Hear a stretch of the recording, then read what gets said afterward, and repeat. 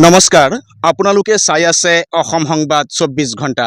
আজি আমি অসম সংবাদ ২৪ ঘণ্টায় আহি উপস্থিত হৈছোঁ শোণিতপুৰ জিলাৰ অন্তৰ্গত বাতাচীপুৰত। আৰু বাতাচীপুৰৰ যি মিলন হাইস্কুল খেলপথাৰ, এই খেলপথাৰত আজি নিখিল বড়ো ছাত্ৰ সন্থাৰ উদ্যোগত আৰু কেইবাটাও সংগঠনৰ সহযোগত উদযাপন কৰা হৈছে বিটিআৰ শান্তি চুক্তি। আৰু নিখিল বড়ো ছাত্ৰ সন্থাৰ লগতে কেইবাটাও সংগঠনৰ উপস্থিতিত এই শান্তি চুক্তি অনুষ্ঠিত হৈছিল। আৰু শান্তি চুক্তিয়ে আজি ৬টা বছৰ অতিক্ৰম কৰিলে আৰু এই দিনটোতে তেখেতলোকে আজি শান্তি চুক্তি দিৱস উদযাপন কৰিছে। আৰু এনেদৰেই আজি বডোফা উপেন্দ্ৰনাথ ব্ৰহ্মদেৱক শ্ৰদ্ধাঞ্জলি দি আৰু তেখেতলোকৰ যি নিখিল বড়ো ছাত্ৰ সন্থাৰ পতাকা উত্তোলন কৰি অনুষ্ঠানটিৰ শুভাৰম্ভণি কৰা হৈছে। আৰু ইয়াত ইতিমধ্যে নিখিল বড়ো ছাত্ৰ সন্থাৰ কেন্দ্ৰীয় সভাপতি দীপেন বড়ো আহি উপস্থিত হৈছে আৰু তেখেতেই পতাকা উত্তোলন কৰি আজিৰ এই অনুষ্ঠানটিৰ শুভাৰম্ভণি কৰিছে। আৰু লগেদি তেখেতলোকে যি শান্তি চুক্তিৰ প্ৰতীক হিচাপে পাৰ আজি উৰাই দি পেলাই এই অনুষ্ঠানটিৰ ৰূপায়ণ কৰিব ওলাইছে। আৰু ইয়াতে আছে দীপেন বড়ো, আমি তেখেতৰ পৰা কিছু কথা জনাৰ চেষ্টা কৰিম। আজিৰ পৰা ৬টা বছৰ পূৰ্বে আজিৰ তাৰিখতে ভাৰত চৰকাৰ আৰু অসম চৰকাৰৰ লগত এক বিশেষ চুক্তি হৈছিল নিখিল বড়ো ছাত্ৰ সন্থাৰ লগতে কেইবাটাও সংগঠনৰ। কি ক'ব আজি ৬টা বছৰ অতিক্ৰম কৰিলে? হয়, নিশ্চয়কৈ আজি পবিত্ৰ দিনটো আমি সদায় স্মৰণ কৰিছোঁ ইয়াৰ কাৰণে, কিয়নো ২০২০ ২৭ জানুৱাৰীত এই দিনটোতে ভাৰতৰ গৃহমন্ত্ৰী অমিত শ্বাহৰ উপস্থিতিত আৰু ভাৰতৰ প্ৰধানমন্ত্ৰী নৰেন্দ্ৰ মোদীৰ নিৰ্দেশত অসমৰ সেই সময়ৰ মুখ্যমন্ত্ৰীৰ উপস্থিতিত যি বড়ো শান্তি চুক্তি বিটিআৰ চুক্তি সম্পাদিত হৈছিল ভাৰত চৰকাৰ নৰ্থ ব্লকত।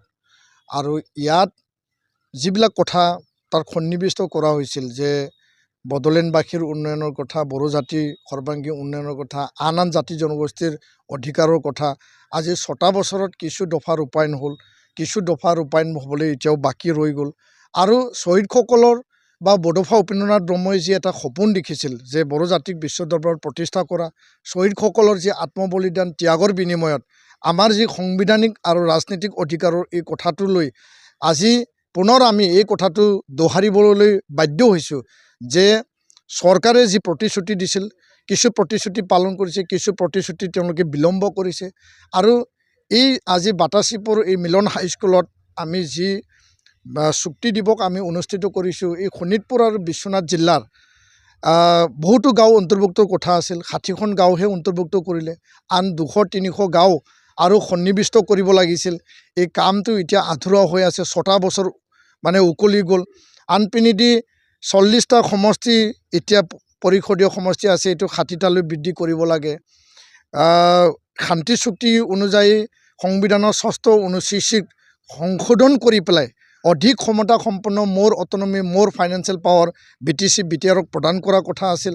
আৰু বিদ্যালয় প্ৰাদেশিকৰণ কথা আছিল। বড়ো কছাৰী কাউন্সিলৰ পূৰ্ণাংগ মৰ্যাদা, তেওঁলোকে ইণ্টাৰিম কাউন্সিল চলি আছে, না ইলেকশ্যন হৈছে না সমষ্টি আছে। কাৰ্বি আংলং ST হিলৰ যি বিষয়, সেই বিষয়টো চৰকাৰে যি ধৰণে ২০০৩ত লিখিছিল, ২০ত লিখিছিল, এতিয়া প্ৰায় মানে ২৩টা বছৰ পাৰ হৈও এই মানে সমস্যাৰ কোনো সমাধানৰ সূত্ৰ ওলোৱা নাই। আৰু ৬গৰাকী NDB কেডাৰ এতিয়াও জেলত আছে। CBI আদালতত যিসকলে যাৱজ্জীৱন কাৰাদণ্ড তেওঁলোকক প্ৰদান কৰা হৈছিল, তাত মানে ১৪, ১৫, ১৬, ১৭ বছৰলৈকে উকলি গ'ল। তো এই বিষয়বিলাক কেছ উইথড্ৰ কৰিব লাগে, আন্তঃগাঁথনি উন্নয়ন, অনুষ্ঠান প্ৰতিষ্ঠান স্থাপন, সকলো বিষয় লৈ পেলাই আমাৰ এইটোৱে আমাৰ মন, আমাৰ চিন্তা, যিহেতু জাতিসত্তা জাতীয়তাবাদক লৈ পেলাই আমি কাম কৰি আছোঁ যে চৰকাৰে সময় সাপেক্ষে চুক্তি আখৰে আখৰে ৰূপায়ণ কৰা যি তেওঁলোকৰ প্ৰতিশ্ৰুতি আছিল, সেই প্ৰতিশ্ৰুতিত ক'ৰবাত নহয় ক'ৰবাত তেওঁলোকে বিফল হৈছে, বিলম্ব হৈছে। আৰু ইয়াৰ কাৰণে আমি কৈছোঁ যে আমাক প্ৰতাৰণাৰ যি মানে কথা, এই কথাটো মনত আহিব দিব নালাগে যে আমাক প্ৰতাৰণা কৰিব বিচাৰিছে নেকি, যে সময় উপযোগী চুক্তি ৰূপায়ণৰ কাৰণে চৰকাৰ দায়িত্ব লওক আৰু সেইমতে কাম কৰক। আৰু ইয়াৰ কাৰণে প্ৰধানমন্ত্ৰীক আমি ৰিমাইণ্ডাৰ দিবৰ কাৰণে আজি ১০,০০০ আমি পোষ্টকাৰ্ড আমি প্ৰেৰণ কৰিম প্ৰধানমন্ত্ৰী কাৰ্যালয়ত, ৫,০০০ ইমেইল আমি প্ৰেৰণ কৰিম। আজিৰ পৰা এসপ্তাহ জোৰা এই কাৰ্যসূচী চলি থাকিব, যাতে চুক্তি কথামতে ৰূপায়ণ কৰে।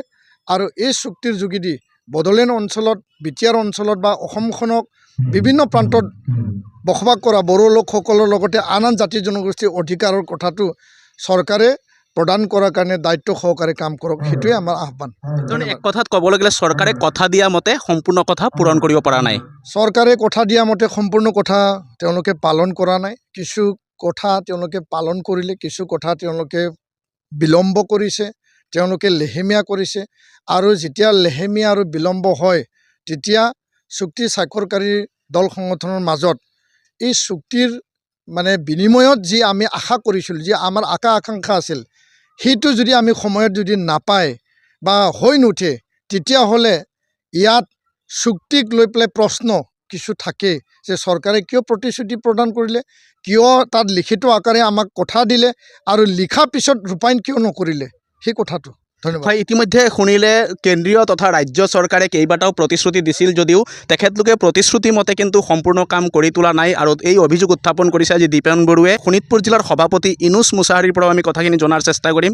দেখা গৈছে আজি আপোনালোকে বড়ো শান্তি চুক্তিৰ যি এই চুক্তি দিৱস উদযাপন কৰিছে, কি ক'ব আজি দিনটোত? হয়, নিশ্চয় এই শান্তি চুক্তি দিৱসটো আজি পালন কৰিব পাই খুব আনন্দিত হৈছোঁ।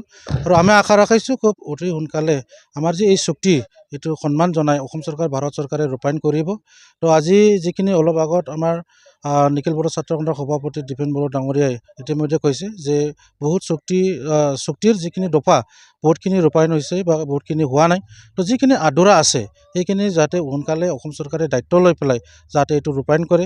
যিহেতু এটা চুক্তি এনে নহয়, এটা ত্যাগৰ বিনিময়ত আমি এইটো চুক্তি পাবলৈ সক্ষম হৈছোঁ। আৰু আপোনালোকে জানে যে এটা সময়ত আমাৰ XNDP ভাইবিলাক যেতিয়া জংঘলত আছিলে, তো অসম চৰকাৰ আৰু ভাৰত চৰকাৰৰ দাবীমতে বা তেখেতৰ যি আমন্ত্ৰিতত যি জংঘলৰ পৰা ওলাই আহি নিজৰ মূল উভতিলৈ ঘূৰি আহিছে আৰু অস্ত্ৰ চৰকাৰক গোটাই পেলাই আজি মূল উভতি আহি নিজৰ ঘৰত যে এটা চৰকাৰৰ ওপৰত আস্থা ৰাখি পেলাই যি অনাগত দিনত নিজৰ সংস্থাপন পুনৰ জীৱিত হ'বলৈ এটা আশা, যি আকাংক্ষা, এইবিলাক পূৰণ হ'বলৈ দিয়ক।